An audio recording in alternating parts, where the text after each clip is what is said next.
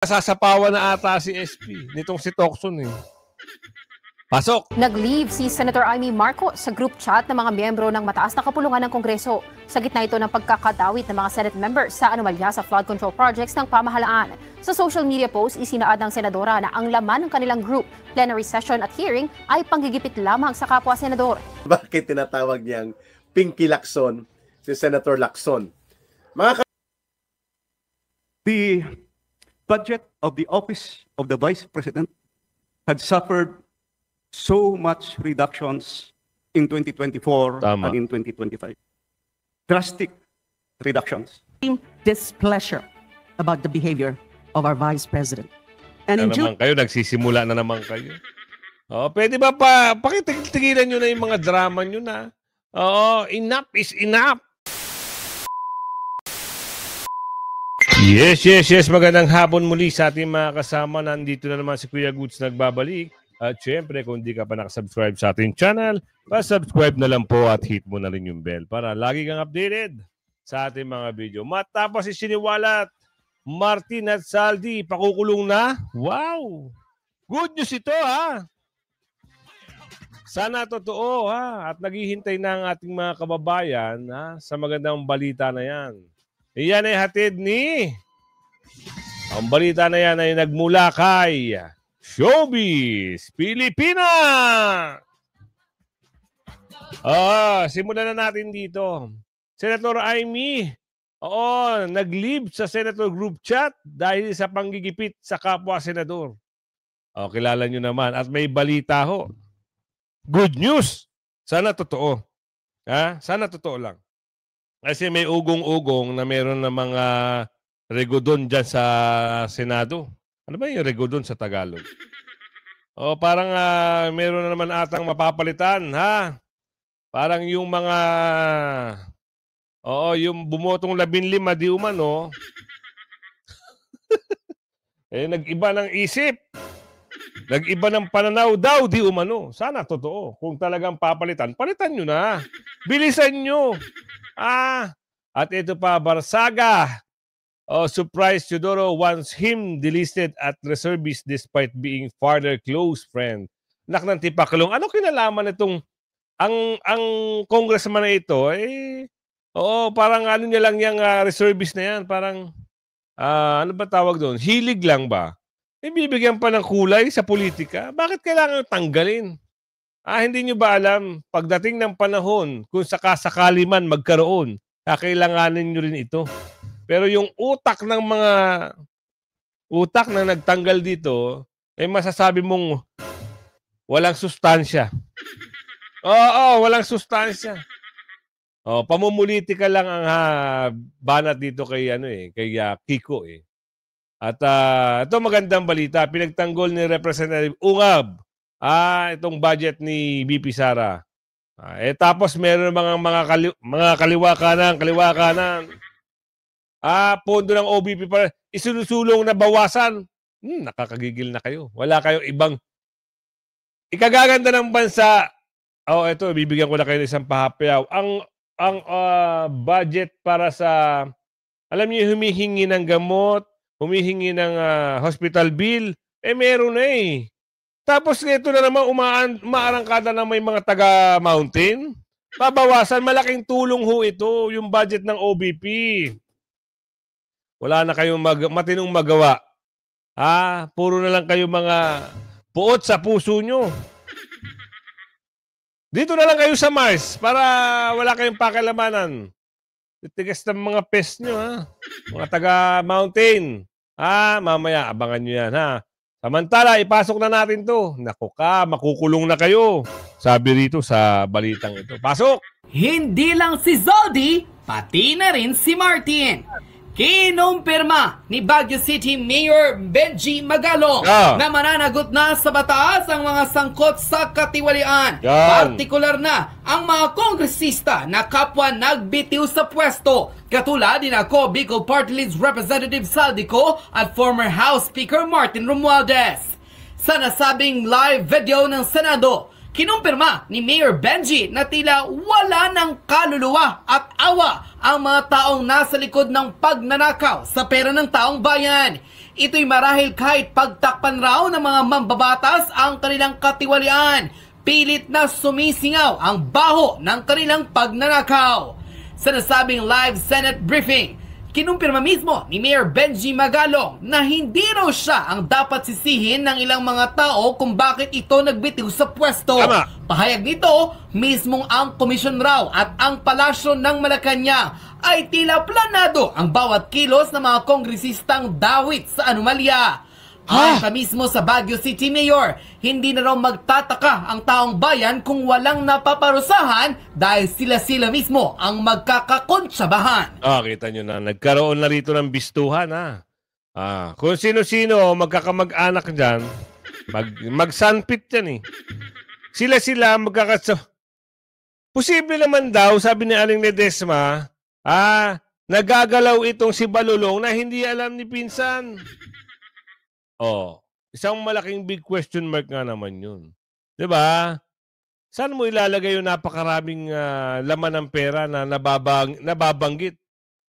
Na merong pinagdadalahan ng mali-maleta. At tandaan nyo yung nabanggit ni BP Sara. Hindi lang anomalya ng flood control ang kickback daw dito. Ano pa? Ay, nasabi doon sa gambling. Diba? Wala na talagang patutunguhan ng Pilipinas. Kundi talaga maaayos ng isang babaeng leader na susunod sa yapak ng kanyang tatay. Yan ay walang iba kundi si BP Sara lang. Bibigyan ko lang kayo ng example. Bakit gustong-gusto ng mga taga Davao at Mindanao at Bisaya ang mga Duterte? Paki-explain nyo sa akin yan. Taga Cebu, taga Davao, taga Mindanao. Paki-explain. Comment kayo sa comment section. Bakit? Isa lang ang sagot dyan. Dahil hindi sila mandodorobo. Tapat sila sa taong bayan. Maganda ang intensyon nila. Kita nyo nga ngayon ng Davao. Yung mga spaghetti wire. Unti-unti na hong nililinis. Naka-underground na. Dapat ganun. At sana, yung mga magnanakaw, dorobo, galingan nyo pa. Ubusin nyo ng ubusin. Para sa paghuhukom, at pag napatunayan, doon kayo sa loob. Sa oblo kayo. Sa oblo. Baka mamaya sa sunod, babalitaan na lang natin. Isang dating House Speaker at mga kasabwat, oblo. Kaganda pakinggan, ano? Isipin nyo, yung isang babae na nadawit sa controversial na ganyan, mga plunder case, hanggang ngayon, meron pa siyang nakapending na 13 counts.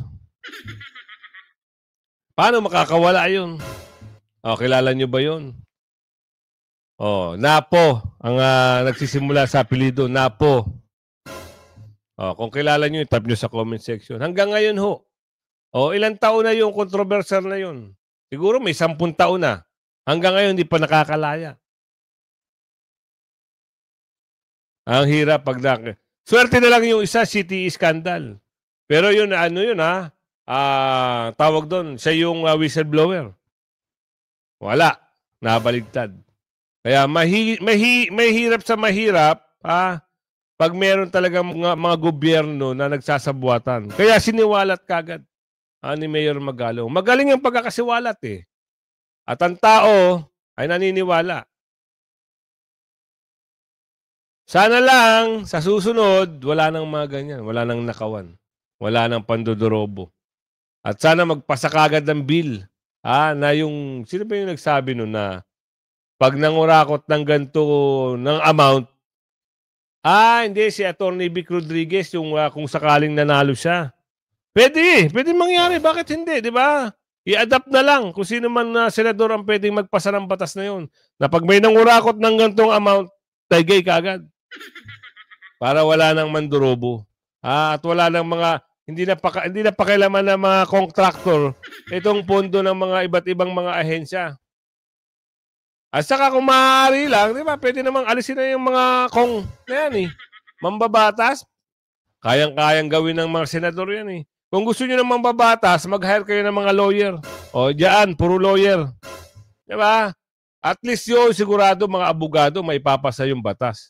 Kasi magjujury sila, maghihiring-hiring sila, magbabalik-taktakan sila, tagisan sila ng talino kung paano nila ipapasa. Kung eto mga kontraktor, kuro-kuro lang, alam lang pondo, walang mangyayari sa gobyerno. Puro, kickback ko dito, asa na? Hanggang sa yung pondo na dapat doon sa proyekto na yun, wala na. Lose tayo. Balik! Narito at panoorin ang buong detalyadong balita kung saan kinumpirma ni Benji Magalong na walang awa at halos wala ng araw kaluluwa ang mga taong nagnakaw sa kaban ng bayan. Yan. Ngunit sadyang hindi law natutulog ang karma dahil siguradong pagbabayaran raw ito ng mga kongresistang nagnakaw sa pera ng taong bayan. Sabi ko at Martin Romualdez, nabibilang na raw ang mga araw. Agoy, ayan na, sasabi natin. Good job! Yan ang magandang balita na narinig natin kay Showbiz. At eto na, bakit umalis sa group chat ito si Ate Amy? Ano ang dahilan? Aalamin natin yan, bakit nag-leave? Sino ba ang nanggigipit? Yung nanggigipit na yan, dapat dyan, palitan.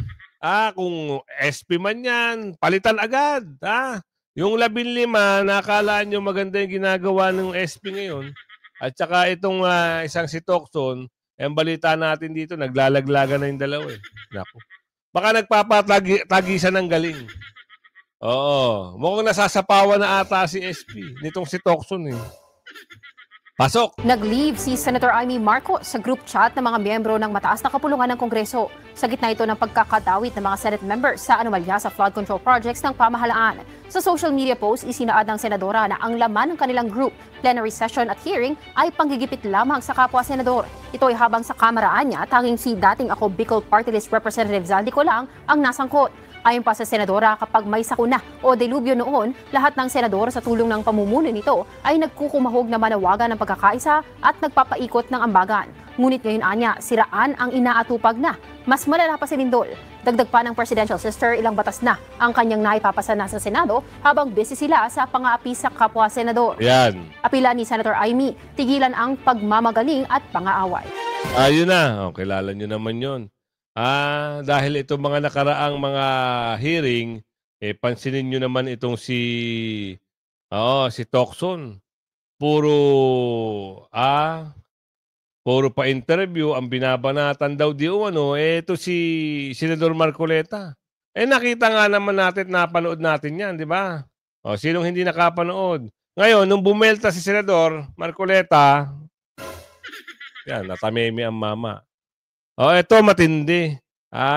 Na-surprise itong si Kiko, Congressman Kiko Barsaga, na pati ba naman itong reservist na nakahiligan niya, aalisin?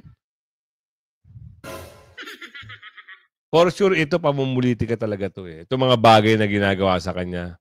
Pasok. Regarding the recommendation of the reserve forces to delist me, alam niyo naman, lagi kong inaaway na si Marcos ngayon, lalo na sa corruption sa administration niya. But I believe this was not done by Marcos, but rather by Defense Secretary Gibot Chodoro. Gibot Chodoro has been a close family friend of my father.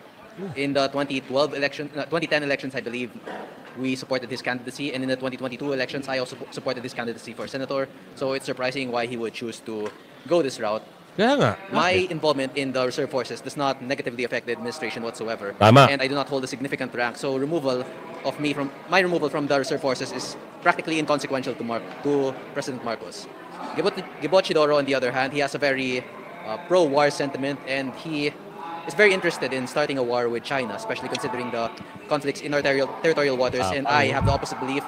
While I believe that we have to defend our sovereignty, and we have to also consider the interests of our fishermen in the West Philippine Sea, the armed forces of the Philippines are not capable of staging a war against a large superpower within our region. And maybe from the difference in our opinion is where Gibot Chodoro get the idea that it would be better if I was not part of the reserve forces and would have no involvement with the armed forces of the Philippines. While I still respect him deeply since he is a close friend of my father back before he died, I'm also deeply against what he has done, and as I have stated, I still hold the anti-war sentiment for the Filipino people. Ito nyo inaaway niya si Makoy, si Bongit. Ay, ganyan katapang itong si Kiko Barsaga. Bata pa ito wala pa itong 40. Tetrentahin pa lang ang mama, pero kung bumoses na, ibang klase. Ay, kaya nga sasabog na naman ang salpukan sa Senado. Yan ang banat ni Ka Eric. Dahil, meron naghahayag sa kanyang pananaw dito, aalamin natin yan. Ano ang meron, Ka Eric?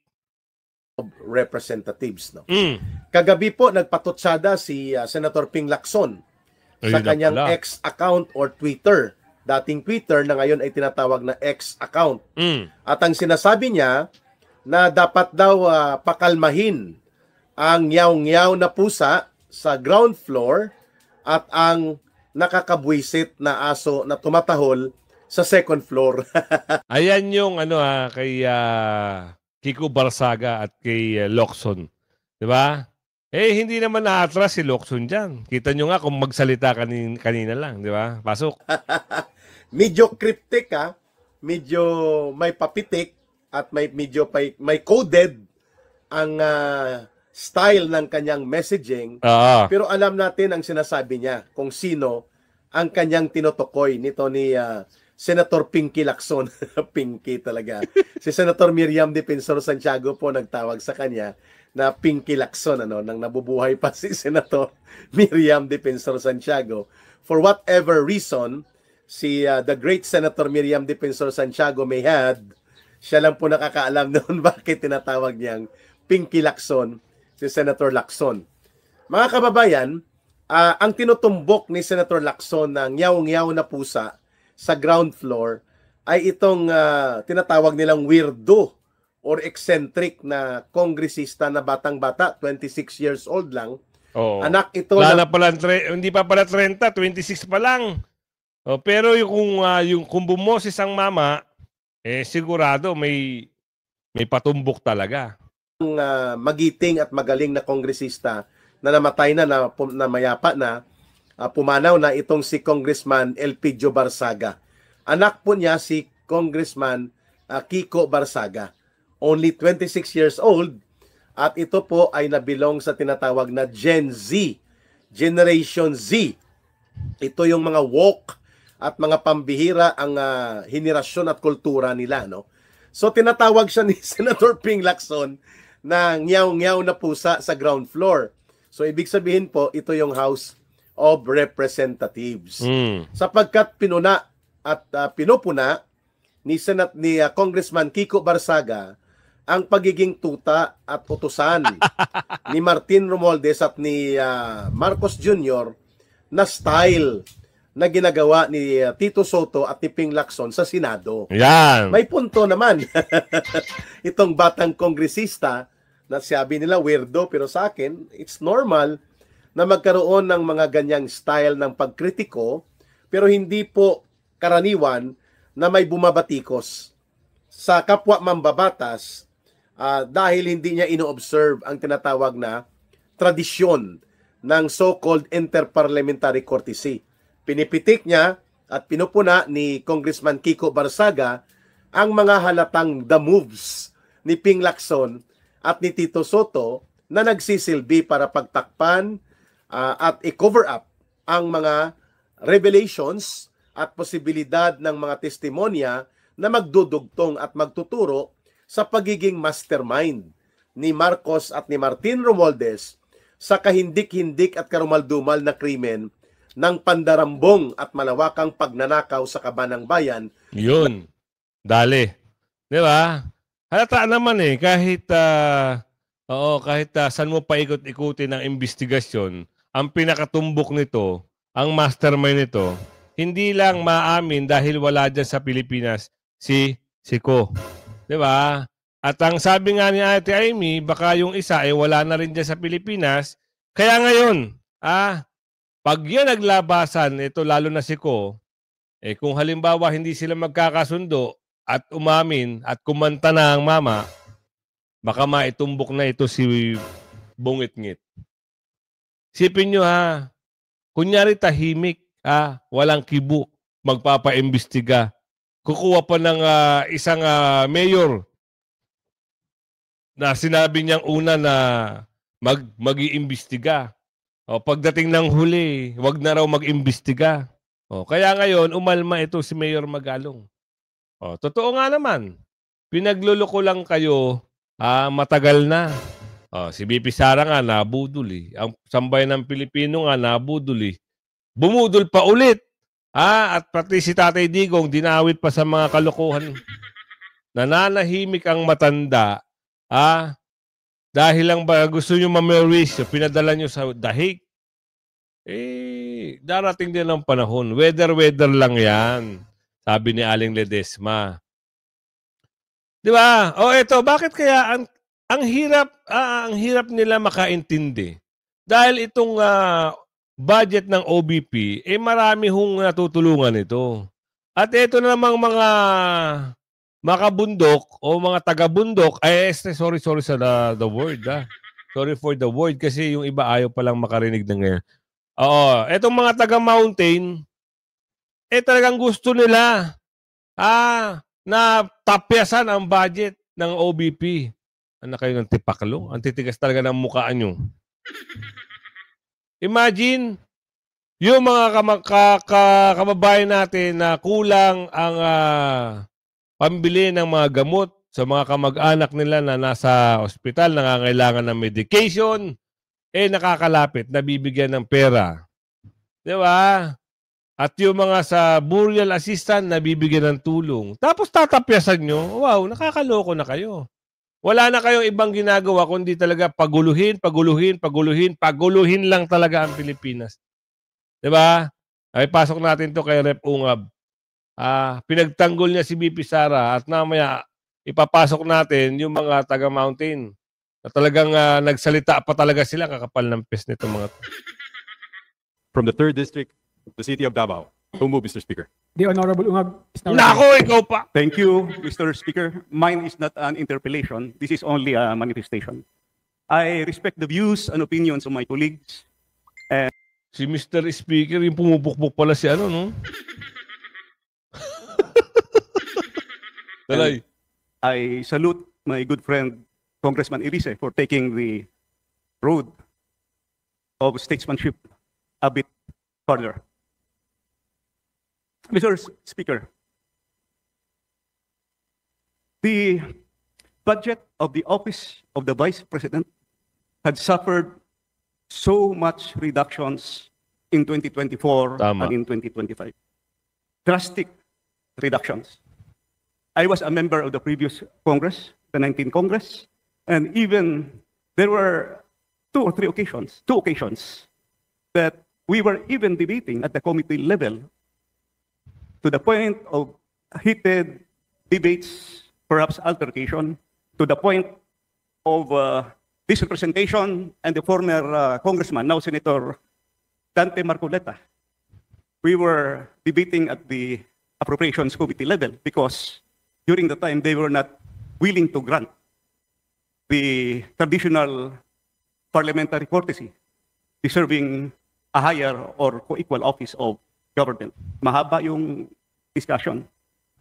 Hindi ko lang maintindihan kung bakit diretso magtatanong yung mga kasama natin to a higher office, which is the office of the Vice President. We argued there. At respect for the due process, no, for the budget process. Tama. How can we respect the budget process? Let me say this. My only hope is that all things will be corrected in this Congress.